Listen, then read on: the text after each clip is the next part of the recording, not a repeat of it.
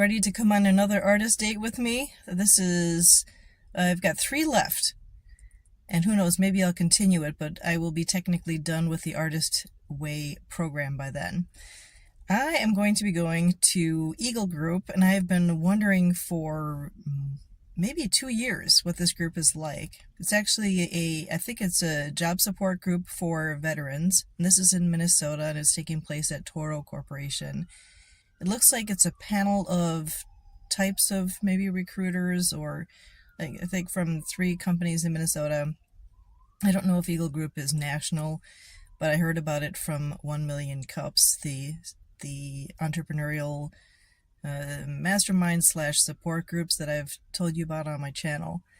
I'm really excited to check this out. I'm the daughter of a veteran. Thank you, Papa.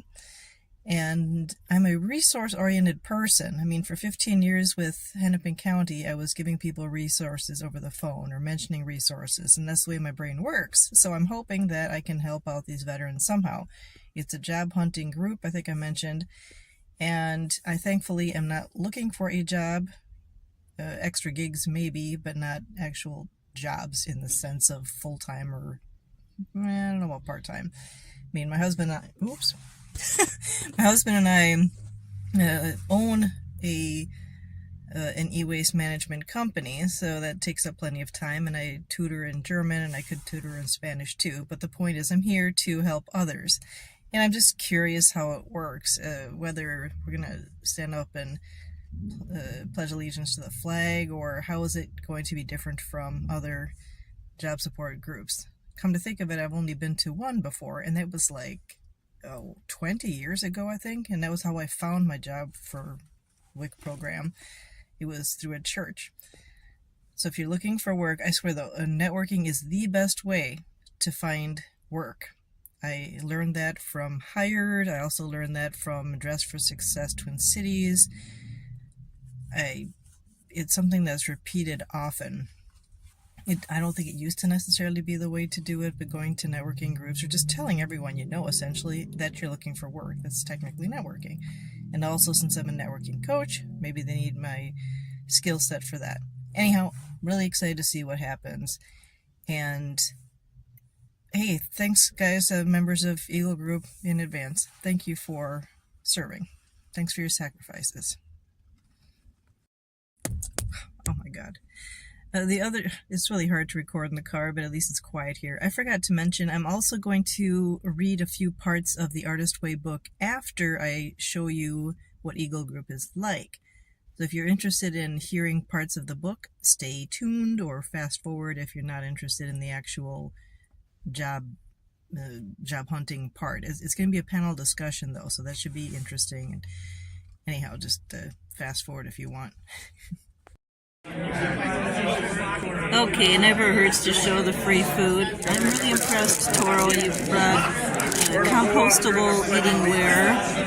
And yeah, my name is not Melanie, but I thought I'd grab this Coke Zero, which is probably the worst thing for me at this time of day, but having a swig won't hurt anybody, right? Asking Google to identify what you got? Nope, I'm just telling them for my artist date what I get for free food here.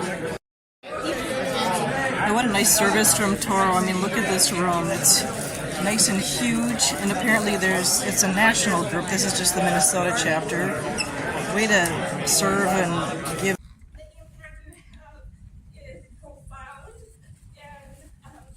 I am fortunate to serve as a representative at Partisan Services with Jason Lee.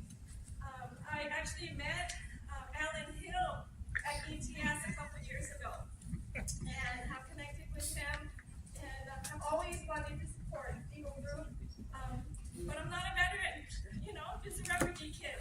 I'm so grateful for the connection that Jason Lee has been able to make with Eagle Group of Minnesota and with our veteran community. So I'm here to present APAC on behalf of Marsden to Eagle Group of Minnesota, to all of you. And this is just the beginning, right? We're just getting to know each other as we grow. Your job search is, making sure that you're leveling up within that skill. AI is not going away, so what we're kind of hearing around our company right now is starting to recruit for candidates that have experience working with AI in many different formats. And by no means am I an expert, but that's definitely coming down the pipeline and what we're starting to evaluate with some of the criteria. Thank you.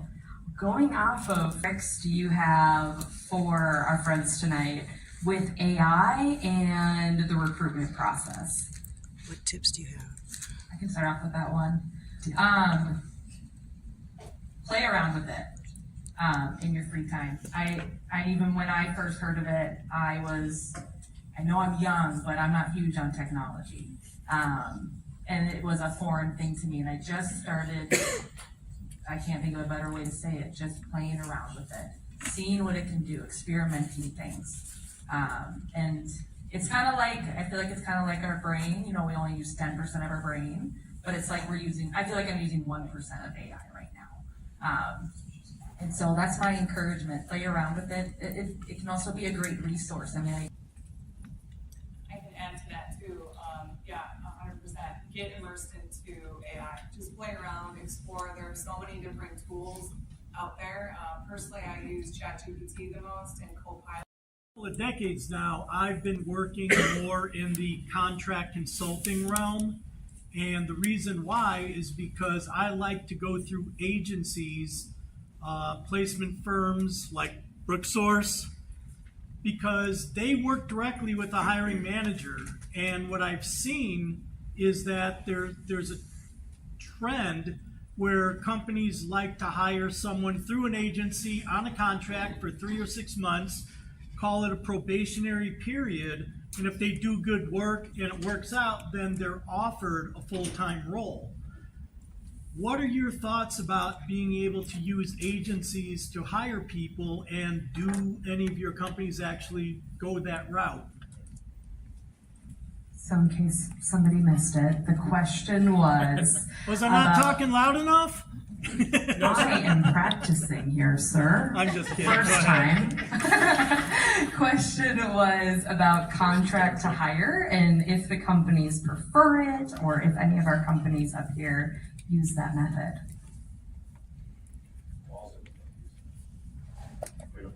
Not at all? No. Okay. We have, and we do use contract work. It really depends on the position. A lot of our manufacturing and more warehouse type roles, that's where we see those contract workers, where they have that probation period to see, is this a good fit for you and is this a good fit for us? So I think some of those roles, that's where we tend to utilize it and see that it can work well. And you use that then for like augmentation of your current workforce, right? Because you need more people for a period of time type of a thing? Yeah, so we definitely have, we have seasons Right. where we need a lot more employees at the time for that short stint. So that's a great opportunity for us to use those contract workers. Okay. Yeah. Farmer time is, crop time is not the building time, it's when the farmers are working, that's what I remember, how many more employees were in. Oh, yeah. Mm-hmm. And at Epicor, yes, we do. We have a contingent workforce. Actually, in Minneapolis, we have a contingent workforce program analyst who runs that program for us. So if there are anybody in this group, that's interested in consulting jobs within our type of environment, connect with me. I'm happy to get you connected virtually with that program analyst. But yes, we absolutely do. Actually, I'm personally hiring a contract recruiter because we have a lot of jobs. We need the extra bandwidth, and we know this might be temporary, so there's a lot of benefit to some of the short-term project-based work. I think primarily our contingent workforce, we have mostly in product and development. I hope you caught some of the job hunting tips that the recruiters gave at Eagle Group. That was my point of doing this video, not only as an experiment for me to see what the group is like, but when I realized that they're good tips about AI, I thought, why not share the video? And also I've been going through, I'm on chapter 10 of Artist Way. I can't remember if it was through chapter 10 or chapter 9 that I learned this point about anxiety, and that anxiety is actually useful when you're trying to be more creative, that you should use the fuel that comes from your anxiety. Well, honestly, between you and me, I don't like the feeling of anxiety. But if there were no anxiety at all in life, no anxiousness, no fire in your belly, so to speak, it might sometimes be hard to get things done. I somewhat agree with that. I'm thinking joy and ambition cause you to get things done. Anxiety, well, you're allowed to debate with the author, you know. But, so the other question, let's see here, chapter 10 was about other roadblocks, like workaholism, and they gave a quiz about workaholism. Week 10, at least in this edition, says recovering a sense of self-protection. Ooh, like competition. This is where I really got to, I really have to watch out for how much social media I ingest, because I get really sickeningly competitive in the sense of, like on LinkedIn, I might feel like I don't quite measure up for some reason, or on Facebook, you see pictures of kids graduating, and I'm thinking, oh man, I wish I had kids, etc. I have a stepson, but he's in a group home. So I never went to well, actually I went to his graduation, now that I think about it. The point is, I never had bio kids. The whole competition thing, as to, it actually doesn't apply to me in a way about people getting new jobs, because I have my own company with my husband. I just, it gets really tiring to listen to some of the stories, and I'd rather just talk with the people in person. So I decided to take Facebook and LinkedIn off my phone and only have it on my iPad, so that when I'm at home, I can just use it for posting these videos or responding to people or checking messages, but not for getting that gross, anxious feeling like something is off with life just because someone else posted their highlight reel. What else would you want to see here? The deadlies. Oh, interesting. Take a piece of paper and cut 7 small strips from it. On each strip, write one of the following words: alcohol, drugs, sex, work, money, food, family, and friends. Let's see here. Draw one of these deadlies from the envelope and write 5 ways in which it has had a negative impact on your life. That's one of the tasks. Now, this edition of the book is 1992. I'm guessing it's the first edition because it doesn't say about any other edition on it. Chances are you've got a more updated one. Anyhow, thanks for coming to this episode of it. And if you have any ideas, sorry, I keep looking at people downstairs, for what else I could record for an artist date, let me know, because I've got, I think, 3 more. And this one was challenging to video because I had to figure out what would interest you.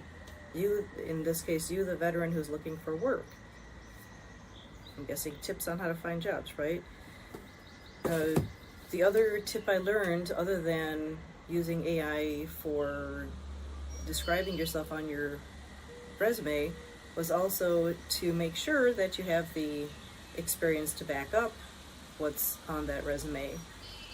And I think I already mentioned about interviews, that you have the choice to have a human interview versus AI Anna interviewer.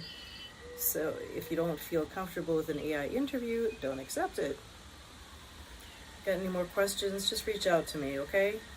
My information is in the description box.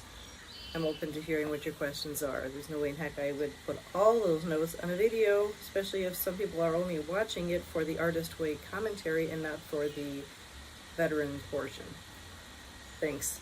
Please subscribe and help me grow. I appreciate you.